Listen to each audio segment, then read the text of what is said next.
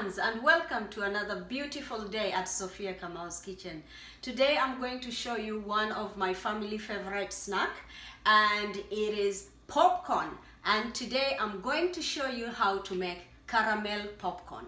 It is so easy. You will wonder why you buy pre-made caramel popcorn while you can make yours at home for the fraction of a cost.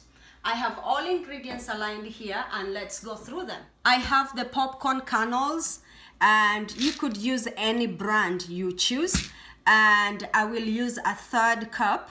I have a 1/2 cup of sugar, a 1/4 cup of water. I'll use 2 tablespoons of oil, a pinch of salt. If you want them to taste more salty caramel, you can add more, and 2 tablespoons of butter. I had forgotten one ingredient, which is baking soda. I will use a 1/4 teaspoon. It helps the caramel mixture to be airy, and so you can use it if you have. If you don't have, no need to worry, everything will be all right. So over my stove here, I will add 2 tablespoons of oil. That's the instruction from the kernel package. This one here, it says a 1/3 cup of popcorn with 2 tablespoons of oil. So those are 2 tablespoons of oil. I'll set this aside, and then I will use a 1/3 cup of kernels. That's a 1/3 cup. That's a 1/3 cup. I will wait for the oil to heat, and then we will cover with a glass cover so that you see how they are popping.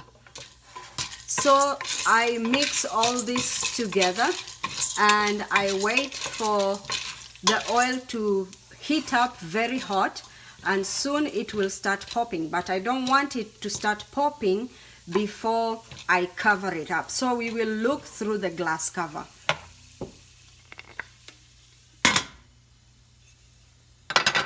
My kernels have started popping. I will lower to medium or medium-low so that it doesn't burn, because it's already hot and it will do its thing.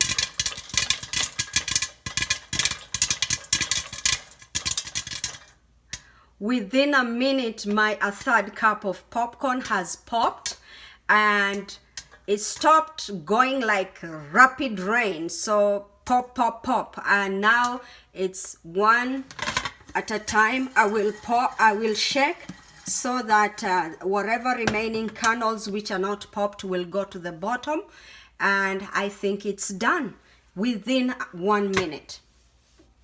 I'll turn off my stove now and empty this into a glass bowl. All right, I have emptied all my popcorn. That's how much I got for a 1/3 cup. So what I will do next is to add the water, sugar, and like 2 shakes of salt. I want it to be a little salted, and also the salt brings out more flavor on anything you cook. So 1, 2. Just a little bit. If you need more, you can add more. So I will let this sugar melt, and soon you will see it starting to boil. I have to remember to switch back on my stove. It doesn't take much. My sugar syrup is forming and it's bubbling. And with this, you have to have everything ready, because the process goes really fast before you burn your caramel. So you can either shake like that, or use a wooden spatula, or a very good heat resistant silicone one. So the moment it turns like that, I see a little bit of the brownish forming, so I'll have to throw the butter in. I have to lower my heat to halfway, and I keep stirring because I want my popcorn to be buttery. That's why I'm using 2 tablespoons of butter. If you don't like too much butter, you can reduce. If you like more, you can add more. So there, it's melting. I'll now have to add a 1/4 teaspoon of baking soda, just a little bit, to make this syrup not too sticky but fluffy and airy. Mix it very well. The butter is smelling really good. So here is when things will start getting really rapid, like in the forming of the caramel.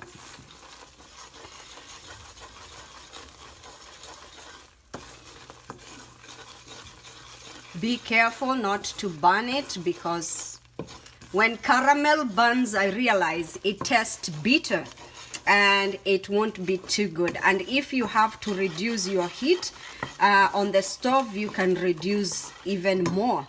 So mine, I will reduce, because my stove still maintains heat even when it's turned off. Look at that, very quickly it's forming. And this is more airy because of the baking soda than more sticky. If you had and this is the perfect golden color. You let it go a little deeper, this is you're going to ruin. I am leaving it out, getting it out of the stove, and I will just pour my popcorn right in very quickly and stir them together. I removed it out of the stove because I don't want it to continue burning.